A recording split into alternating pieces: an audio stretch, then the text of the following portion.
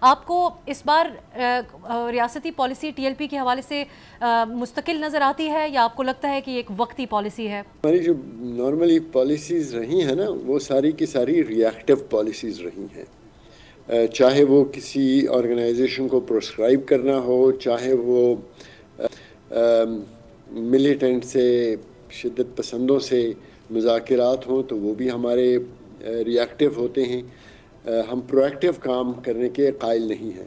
اسی طرح یہ بھی جو ہو رہا ہے یہ بھی سارا ری ایکٹیو ہے، ایک کام ہوا اور آپ نے کام شروع کر دیا۔ TLP کوئی نئی آرگنائزیشن نہیں ہے، اس سے پہلے یہ کیا TLYRA کے نام سے آئی تھی اور یہاں دھرنا بھی ہوا تھا۔ اس وقت جو پالیسی ہے وہ ہونا تو یہ چاہیے تھا کہ پہلے سے ہم کرتے، اب ہو گیا ہے، ویل اینڈ گڈ، اس پہ بھی ہمیں خوش ہونا چاہیے کہ ایک کارروائی ہو رہی ہے۔ اس میں جو اہم بات میری نظر میں ہے وہ یہ ہے کہ اگر اس کو ہم پروسکرائب کرتے ہیں تو اس کا کیا فائدہ ہوگا اور اس کا کیا نقصان ہوگا اور اس کا کیسے لوگ تدارک کرتے ہیں اس کا۔ وہ ایک تو یہ ہے کہ جس طرح سے ہم ماضی میں کرتے تھے کہ آپ اس کو پروسکرائب کر دیں، وہ نئے نام کے ساتھ سامنے آ جائے گی۔